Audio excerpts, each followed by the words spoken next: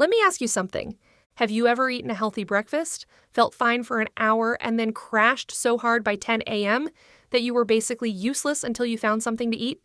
Have you ever felt shaky, irritable, foggy, or suddenly starving 2 hours after a meal?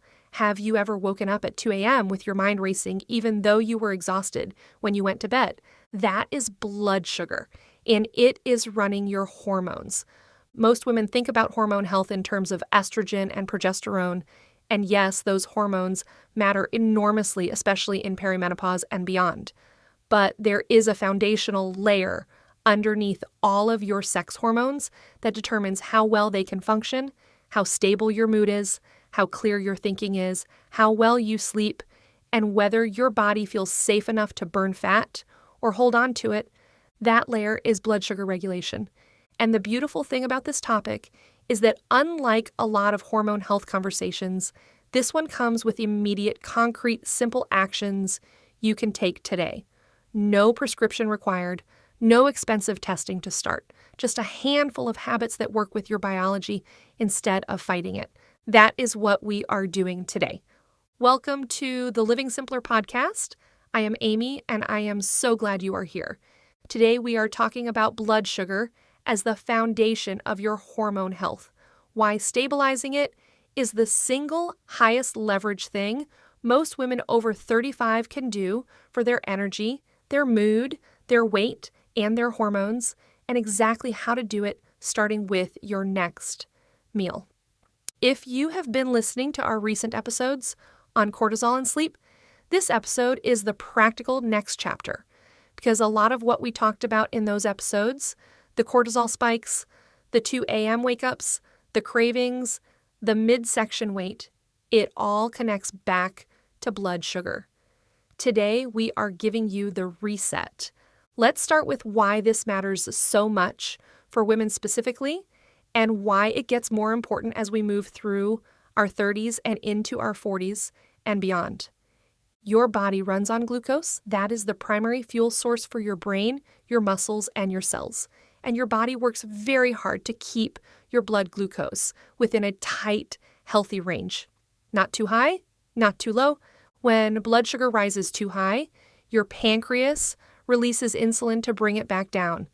Insulin is the hormone that tells your cells to open up and absorb that glucose, either to use for energy right now or to store for later. When blood sugar drops too low, your body releases cortisol and glucagon to raise it back up, pulling from stored energy to give your brain what it needs in a healthy, well-regulated system. This rise and fall happens gently throughout the day. Your blood sugar goes up modestly after meals and comes back down smoothly. Insulin does its job without having to work too hard. Your energy is stable, your mood is stable, your cravings are manageable. But when blood sugar is constantly spiking and crashing, everything downstream gets disrupted. And here is where it becomes especially relevant for women in this life stage. Estrogen helps your cells stay sensitive to insulin. It helps keep blood sugar regulation smooth and efficient. As estrogen begins to decline in perimenopause, that protection diminishes. Women who had no issue with blood sugar in their 20s and early 30s often start noticing erratic energy, stronger cravings, more mood volatility, and more difficulty maintaining weight in their late 30s and 40s. The food and lifestyle that worked before stops working. And the reason is often that declining estrogen has reduced their insulin sensitivity, making blood sugar regulation harder. Add chronic stress and elevated cortisol, which we talked about in depth in our last episode, and you have a situation where blood sugar instability becomes a daily reality for a huge number of women who have no idea that is what is happening. They think they have low willpower. They think they just need to eat less. They think something is wrong with them. Nothing is wrong with them. Their blood sugar needs support. Let me walk you through what happens in your body when you eat in a way that spikes your blood sugar, because I want this to be visceral and real for you, not abstract. You skip breakfast or have something light, maybe just coffee or a piece of toast. You are busy. You are not that hungry in the morning. It feels fine. By 10 a.m., your blood sugar has dropped. Your brain, which depends on glucose, starts sending urgent signals. You feel foggy, maybe a little irritable, you lose focus, and then the craving hits, something sweet, something with carbohydrates, something fast. So you grab whatever is available, a granola bar, a muffin, some crackers, maybe another coffee with something sweet in it. Your blood sugar spikes, insulin floods in to manage it. Your blood sugar drops again, sometimes lower than it was before, and now you need something again by noon. You eat lunch, maybe something moderate, but by 2 p.m., you are hitting the wall, that notorious afternoon slump, the one that makes you reach for more caffeine or something sweet to push through. By dinner time, you are ravenous and you eat a larger meal, often heavier in carbohydrates, because your body has been running on empty all day, and it is compensating.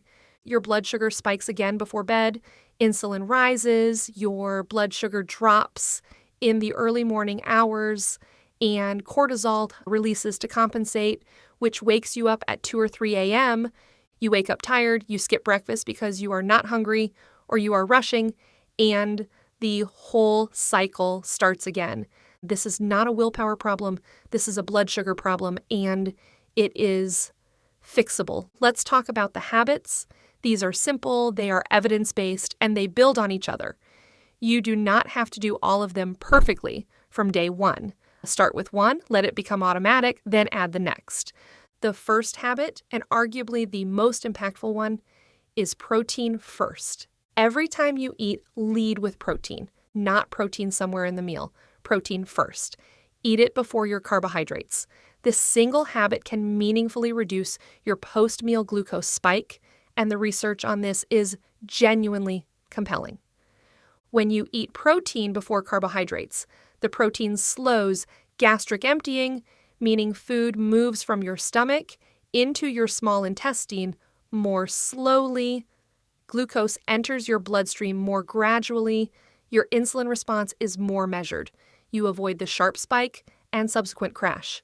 In practical terms, this means if you are having eggs and toast, eat your eggs first and then your toast.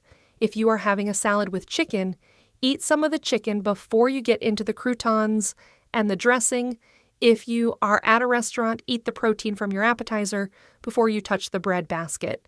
How much protein are we talking about? For women in this life stage, aim for 30 to 40 grams of protein per meal. This is more than most women are currently eating, and it is not negotiable if you want stable blood sugar and muscle preservation as you move through perimenopause. 30 grams of protein looks like about 4 ounces of chicken breast or salmon. It looks like 4 to 5 eggs. It looks like a large serving of Greek yogurt with some added protein. It looks like a protein shake with a good quality protein powder that actually delivers 30 grams per serving, not 15. Track your protein for 1 week if you have never done it before. Most women discover they are getting half of what they need, sometimes less. And that gap is showing up in their energy, their cravings, their sleep, and their muscle loss. The second habit is to stop eating naked carbohydrates. A naked carbohydrate is any carbohydrate eaten alone, without protein, fat, or fiber, to slow its absorption. A banana by itself is a naked carb. A handful of crackers is a naked carb. A piece of toast with just jam is a naked carb. Rice cakes are one of the most naked carbohydrates in existence. When you eat carbohydrates without anything to slow them down, they hit your bloodstream fast. Your blood sugar spikes quickly. Insulin responds. The crash follows. But pair that banana with almond butter, and you have a completely different glucose response. The fat and protein in the almond butter slows the absorption of the glucose from the banana. Your blood sugar rises more gradually and comes down more smoothly. This does not mean avoid carbohydrates. Please hear me clearly on this. Carbohydrates are not the enemy. They are an important fuel source, especially for women, especially around workouts, and especially for thyroid and hormone function. Chronic undereating of carbohydrates has its own hormonal consequences. What it means is always dress your carbohydrates. Always pair them with protein, fat, or fiber. Never eat them alone. Apple with cheese? oatmeal with protein powder and nut butter stirred in, sweet potato with butter and ground turkey, berries with full-fat Greek yogurt, rice with salmon and avocado. It is a simple shift, and it changes everything about how your blood sugar responds. The third habit is to rethink your breakfast completely. Breakfast is the most important blood sugar meal of the day, not because of the old saying you grew up with, but because of the specific hormonal context of the morning. In the morning, cortisol is naturally at its highest point in its daily rhythm. This is actually healthy and normal. That morning cortisol peak is what helps you feel alert, motivated, and ready to engage with the day. But cortisol raises blood sugar, so you are starting your day with blood sugar already somewhat elevated due to the natural cortisol morning peak. If you then eat a high carbohydrate, low protein breakfast, you are adding a significant glucose spike on top of an already elevated starting point. Your blood sugar goes very high, very fast. Insulin floods in, blood sugar crashes, and you have set the tone for a dysregulated day before 9 a.m. If you skip breakfast entirely, your cortisol continues to rise because your body is interpreting the fasting state as a stress signal, especially when cortisol is already elevated. This is why some women feel great skipping breakfast in their 20s and feel absolutely terrible doing it in their 40s. The hormonal context has changed. What does a blood sugar stabilizing breakfast look like? Lead with protein, at least 30 grams. Think eggs cooked in butter or olive oil with vegetables and possibly some avocado. Think a protein smoothie made with a clean protein powder, unsweetened nut butter, leafy greens, and half a cup of berries. Think leftover salmon or chicken from dinner with some sautéed greens. Think full-fat Greek yogurt with protein powder mixed in, topped with seeds, and a small amount of low-sugar fruit. What it does not look like is oatmeal with honey, a smoothie made with fruit and almond milk and no protein, a granola bar, cereal of any kind, avocado toast with no protein on top, or a coffee-only morning. Those breakfasts are going to send your blood sugar on a ride that you will spend the rest of the day recovering from. Eat breakfast within 60 to 90 minutes of waking, have protein first, and watch how differently your morning feels within just a few days. The fourth habit is walking after meals. This is one of the most underappreciated, most research-supported, simplest interventions for blood sugar regulation that exists, and almost no one is doing it. When you walk after eating, your muscles start contracting and they need fuel. They pull glucose directly from your bloodstream to use for energy independent of insulin. This is called non-insulin mediated glucose uptake. Your muscles can use glucose without needing insulin to unlock the door as long as they are contracting.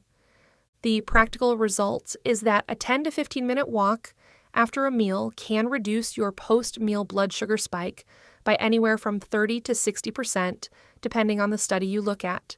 That is a dramatic reduction with zero cost and zero side effects. You do not need to go fast. You do not need to change your clothes. You do not need to hit a specific intensity.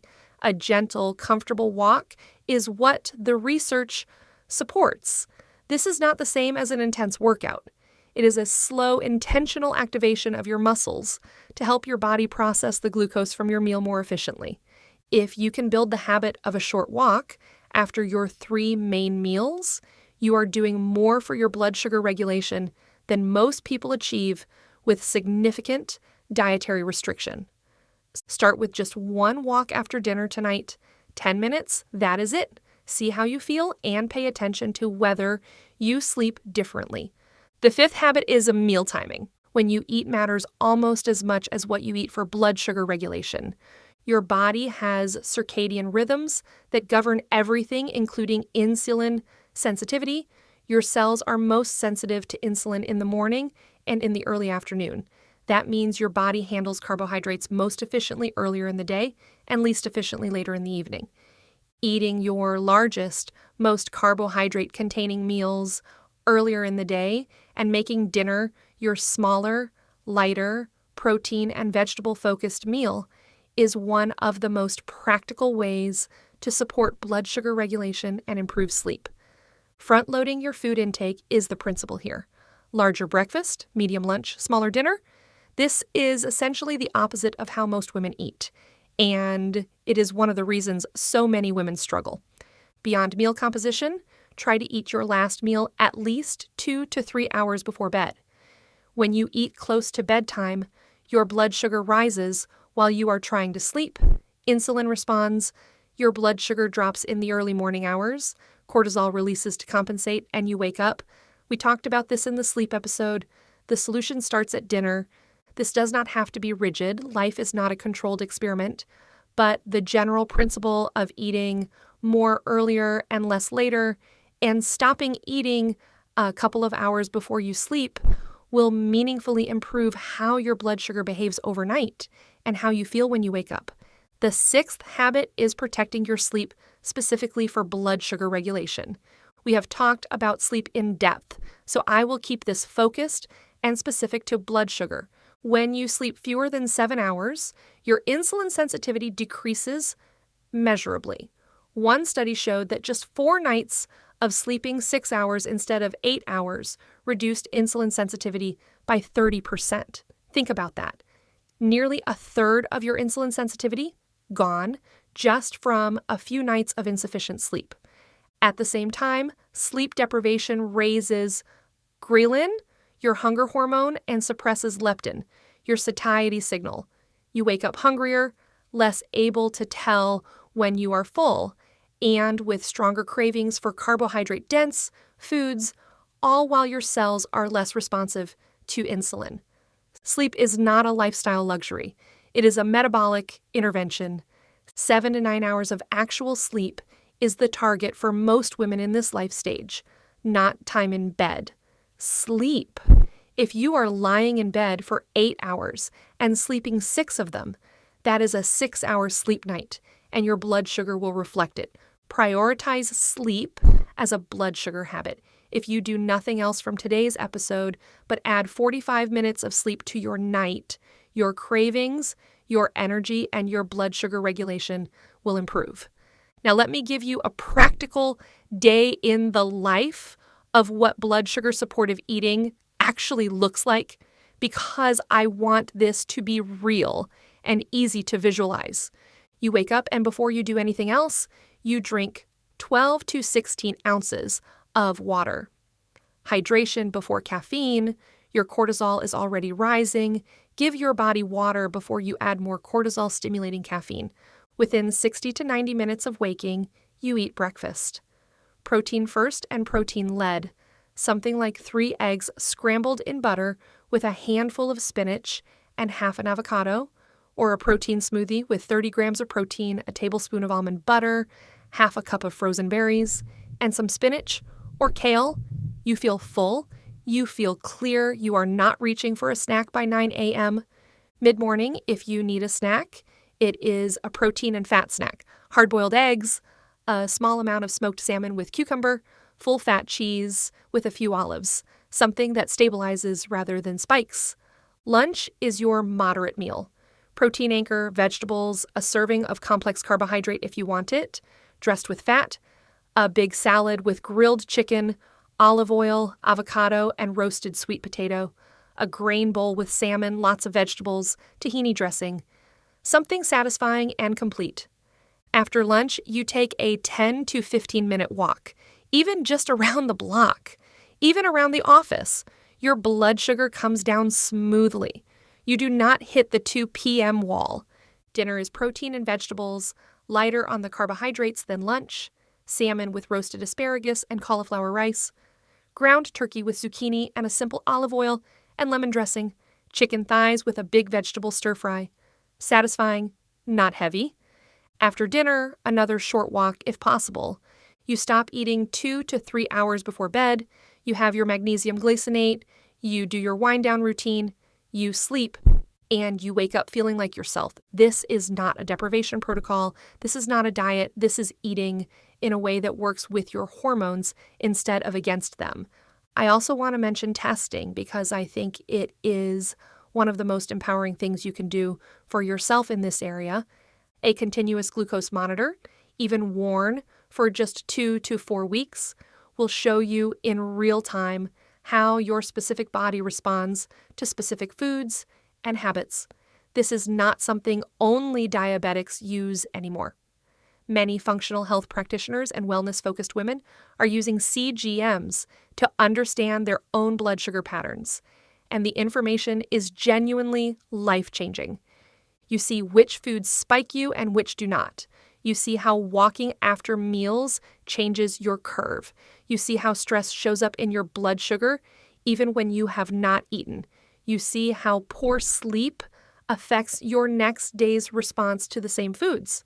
If you can access a CGM through your provider or through a direct consumer program, I highly recommend doing a 2-week wear. The data will change how you think about food, stress, sleep, and movement in a way that no list of guidelines ever could.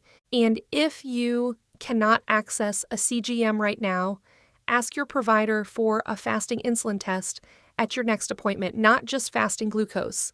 Fasting insulin, this is the most sensitive early marker of insulin resistance, and it is almost never ordered on a standard panel unless you ask for it specifically. A healthy fasting insulin is generally considered to be below 5 microunits per milliliter. Many conventional practitioners consider anything below 25 to be normal. The functional medicine target is much more precise, and the research on insulin resistance suggests that problems are accumulating long before you reach the conventional threshold. Know your number, then you have something to work with.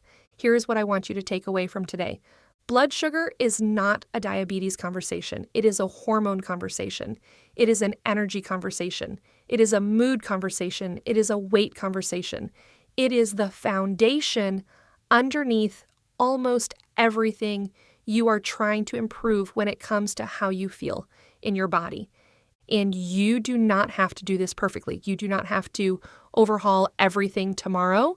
You do not have to throw out your pantry or calculate macros or be rigid about any of this. Start with one habit. If you are going to pick just one thing from today, make it protein first at every meal. Just that. Lead with protein.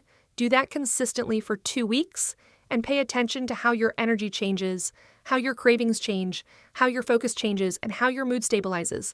Then add the next habit and the next. This is how lasting change actually happens, not through a dramatic overhaul that lasts 2 weeks, through small, consistent, strategic shifts that build on each other and become the way you live. You have everything you need to start right now. If today's episode was helpful, I would love for you to share it with a woman in your life who is struggling with energy, cravings, or weight, and cannot figure out why. Send her this episode. It might be exactly what she needs to hear.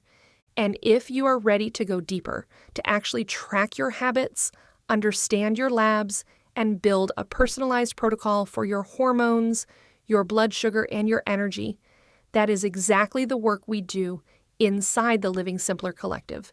We have tools, tracking resources, community, and real support for women who are done with the guessing game and ready to build a body and a life that actually feel good.